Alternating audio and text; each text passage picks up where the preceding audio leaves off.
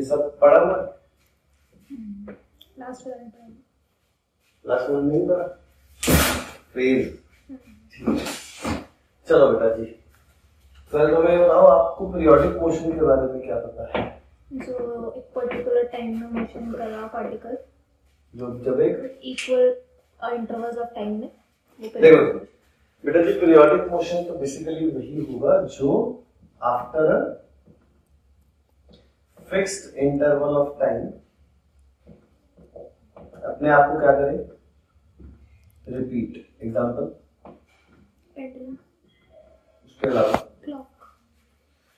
उसके अलावा clock example कैसे हुई? उसकी आर्म्स क्लॉक में एग्जांपल होती है, एग्जांपल होगी जो उसमें मिनट हैंड है और सेकंड हैंड है, तो उसका मोशन है। क्लॉक तो जाना नहीं, जिसमें सेकंड हैंड है वो after a fixed period of time motion को रिपीट करता रहता है। और जो आर्म्स भी बोलते हैं, मिनट हैंड और सेकंड हैंड बोलते हैं बेसिकली उसको, जो सन के राउंड घूम रही है, एक साल लगाते हैं पूरा चक्कर, फिर अगले साल रिपीट, फिर अगले साल रिपीट। दिन रात कैसे चेंज होता है? अर्थ दो तरह घूमती है, अपने एक्सिस पे भी घूमती है और सन के राउंड में भी घूमती है। एक रेवोल्यूशन होता है, एक रोटेशनल मोशन होता है। तो डे एंड नाइट चेंज होता है, वो भी क्या है? Periodic motion.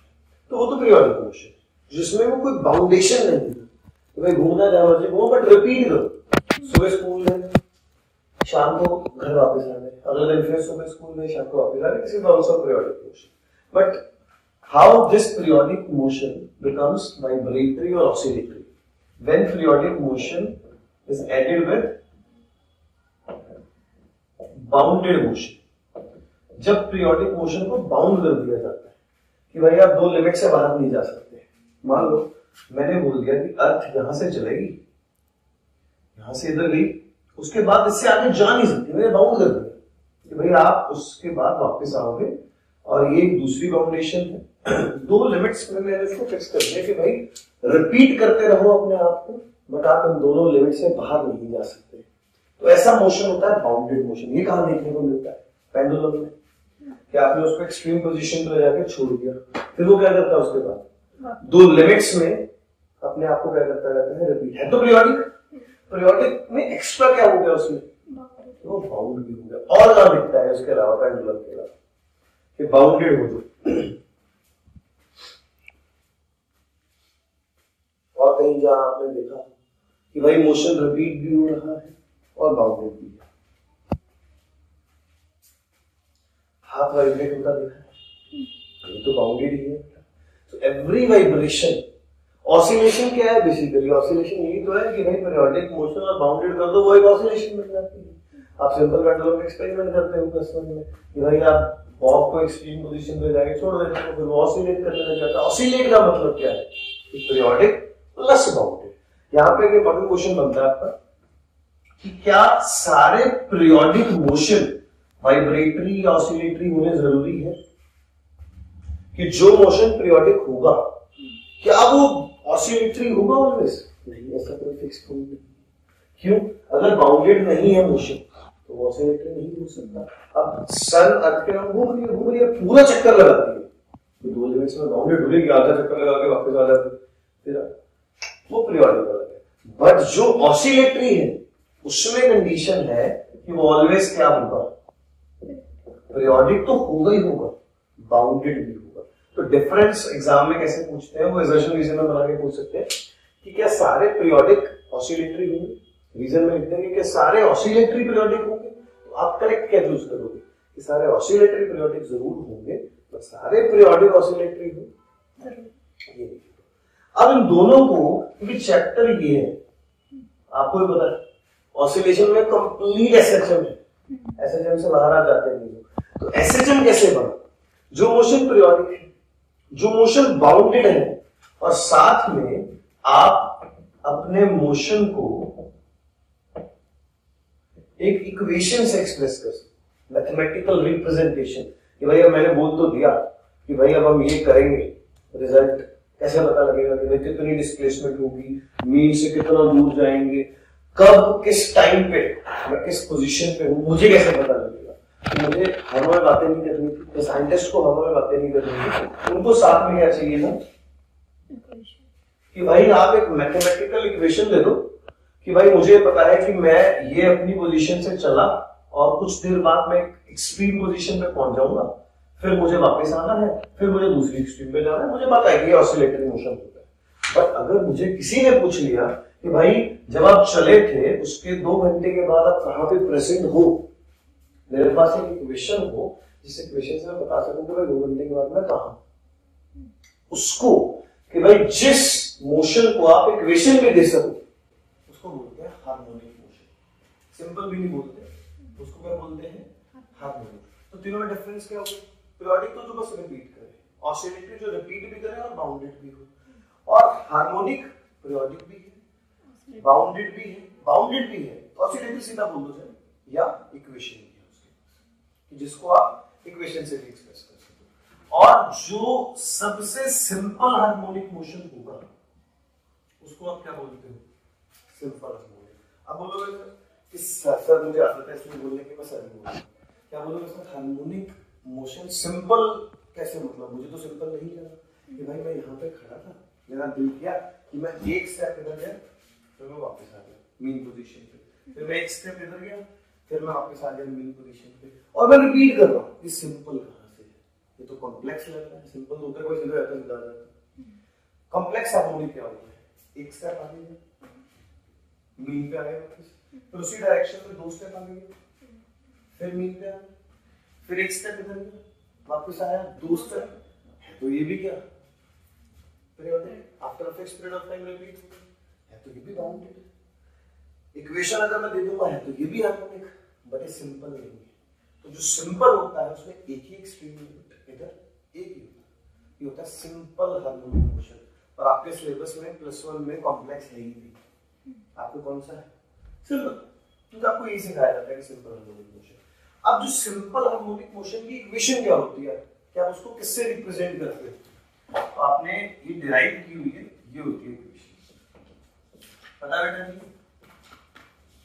अभी कैसे होती है ये अलग कॉन्सेप्ट है, वो भी इसके बाद बताऊंगा, but yes this is the way to express your equation of simple harmonic motion. अब ये नहीं किसको याद करिए, मतलब तो समझो इसमें क्या क्या चीज क्या क्या रिप्रेजेंट कर रही है। तो y क्या है और r क्या है और ओमेगा क्या है और t क्या है, सबका सिग्निफिकेंस। y जो होती है, y is basically instantaneous displacement. What do you mean by this, कि जब मोशन होगा तो आप एक पर्टिकुलर टाइम पे कहां, उसको बोलते हो आप कौन सी डिस्प्लेसमेंट, इंस्टेंटेनियस डिस्प्लेसमेंट। ये r पता क्या होता है बेटा, ये r को हम जनरली बोलते हैं एम्पलीट्यूड, और एम्पलीट्यूड का मतलब क्या होता है, मैक्सिमम डिस्प्लेसमेंट। अब पीरियोडिक मोशन बाउंडेड भी है, क्यों, क्योंकि हम हार्मोनिक की बात कर रहे हैं। मुझे पता है कि मैं बाउंडेड हूं कि एक मीन से मैं एक्सट्रीम पे जाऊंगा, बट उससे आगे नहीं जा सकता। तो जहां पे मेरी बाउंडेशन है वहां तक तो मेरा डिस्टेंस क्या है, मैक्सिमम ना। वो मैक्सिमम डिस्प्लेसमेंट है, वो मैक्सिमम डिस्टेंस किससे रिप्रेजेंट होता है। अब इसका मतलब तो ये हुआ कि y और r के बीच में एक रिलेशन है।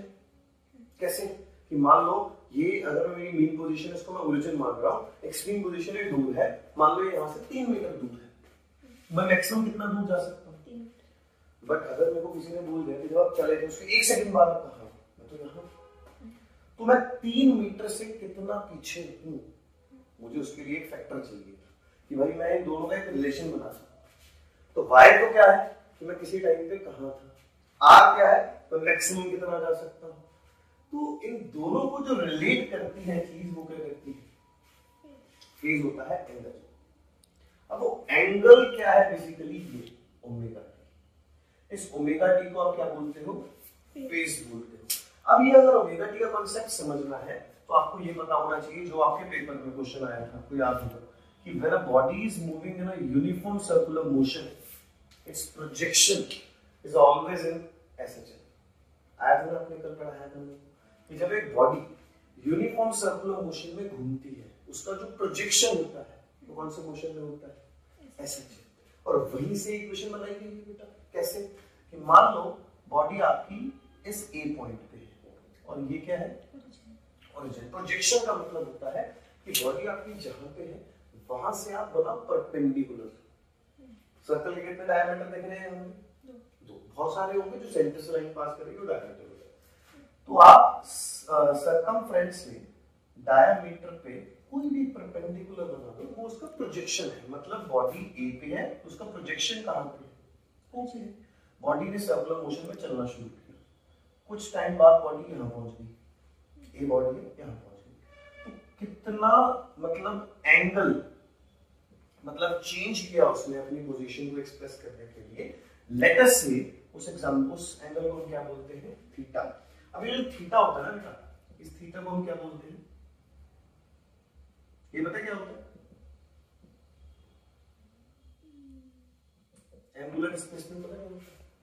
फिर सर्कुलर मोशन नहीं आता आपको, क्योंकि सर्कुलर मोशन और लीनियर मोशन में क्या डिफरेंस है कि जब हम स्ट्रेट लाइन में चलते हैं वो लीनियर मोशन होता है, जब हम सर्कल में या रोटेशनल मोशन में चलते हैं वो आपका फिर लीनियर डिस्प्लेसमेंट तो आ ही नहीं सकती है कि मैं मान लो फैन घूम रहा है, फैन का ब्लेड जहां पे ये है जब ये घूमेगा कुछ टाइम बाद यही ब्लेड उस जगह पे होगा, ये यहाँ पे होगा, तो उसकी पोजीशन चेंज हो रही है। क्या लीनियर मोशन है?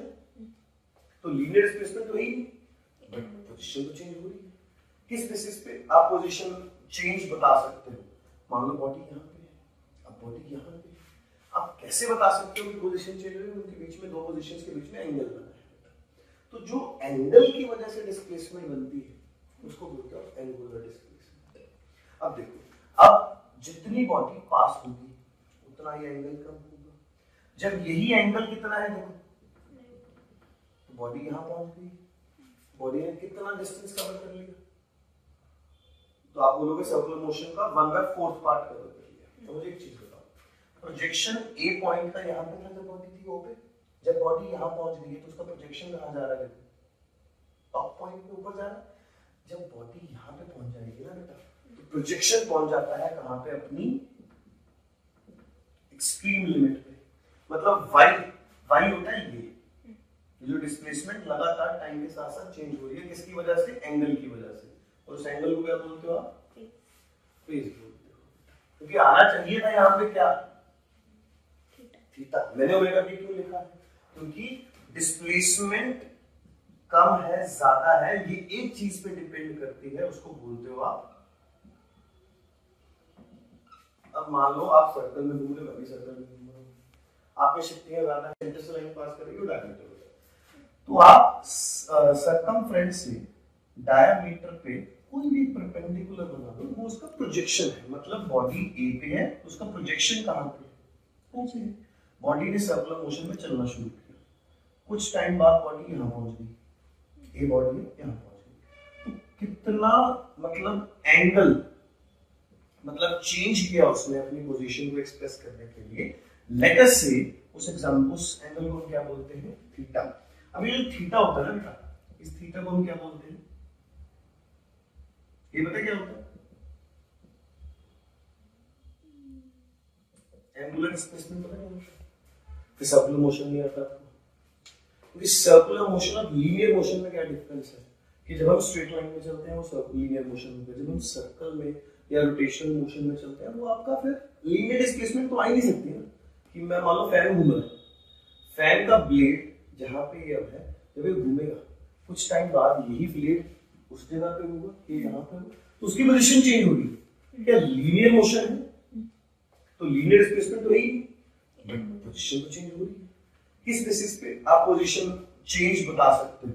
मान लो बॉडी यहाँ पे है, अब बॉडी यहाँ पे है, आप कैसे बता सकते हो कि पोजीशन चेंज हो रही है? उनके बीच में दो पोजीशंस के बीच में एंगल बना है, तो जो एंगल की वजह से डिस्प्लेसमेंट बनती है उसको बोलते हैं एंगुलर डिस्प्लेसमेंट।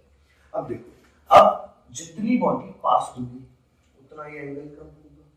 जब यही एंगल कितना है देखो, तो बॉडी यहां पहुंच गई, बॉडी ने कितना डिस्टेंस कवर कर लिया? तो आप बोलोगे सर्कुलर मोशन का 1/4 पार्ट कवर कर लिया। तो मुझे एक चीज बताओ, प्रोजेक्शन ए पॉइंट का यहां पे था जब बॉडी थी वो पे, जब बॉडी यहां पहुंच गई है तो उसका प्रोजेक्शन कहां जा रहा है?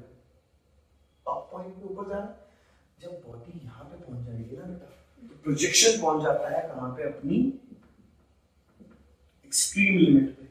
मतलब वाई होता है ये जो डिस्प्लेसमेंट लगातार टाइम के साथ साथ चेंज हो रही है, किसकी वजह से? एंगल की वजह से। और उस एंगल को क्या बोलते हो आप? फेज बोलते हो। क्योंकि आना चाहिए था यहाँ पे क्या? थीटा। मैंने ओमेगा टी क्यों लिखा है? क्योंकि डिस्प्लेसमेंट कम है ज्यादा है, ये एक चीज पे डिपेंड करती है, उसको बोलते हो आप। अब मान लो आप सर्कल में घूम रहे, मैं भी सर्कल में घूम रहा हूँ, आप में शक्तियां ज्यादा है, मेरे में कम है, हम बुजुर्ग हैं, बच्चे को पता, आप भाग के जा रहे हो बहुत तेज, तो जो आपका जो एंगल है, अगर मैं देखूं एक सेकंड में, आपका तो कोई और एंगल होगा और मेरा कुछ और एंगल होगा।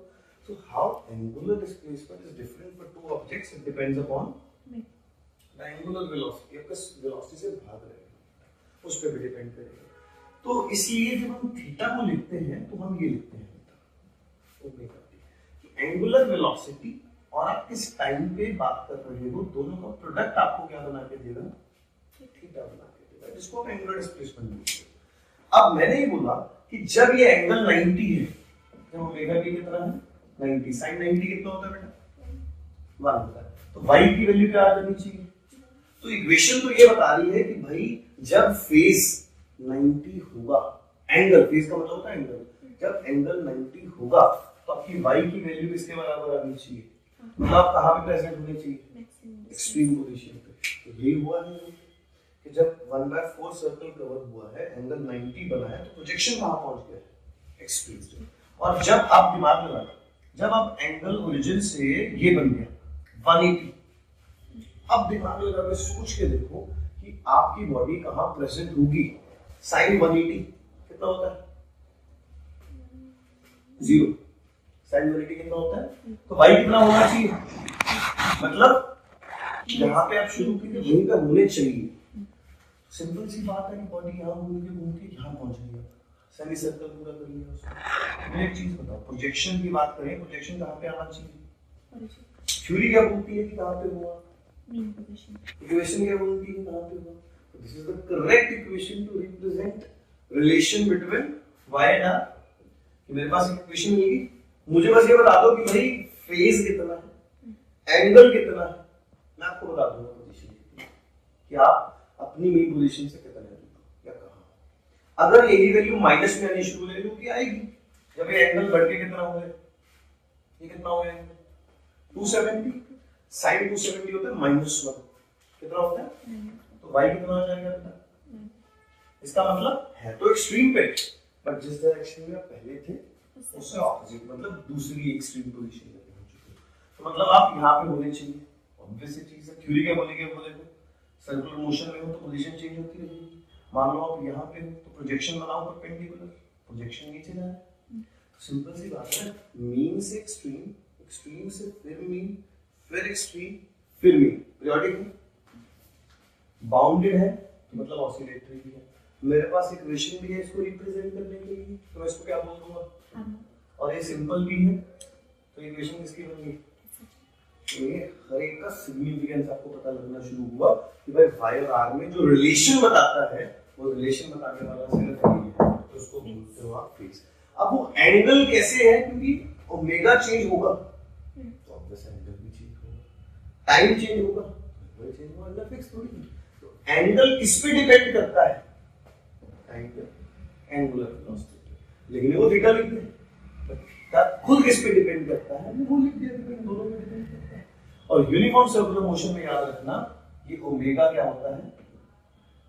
चेंज सिर्फ क्या होता है बेटा? तब तो यूनिफॉर्म सर्कुलर मोशन बोल रहे हो, इसलिए रोली चेंज कर रहे हैं, टाइम चेंज हो रहा है।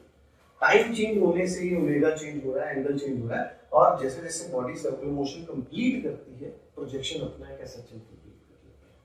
तो ये आप क्या बोलते हो कि बेटा जी क्या है? ये सिर्फ ऑसिलेशन की अभी क्या हुई है?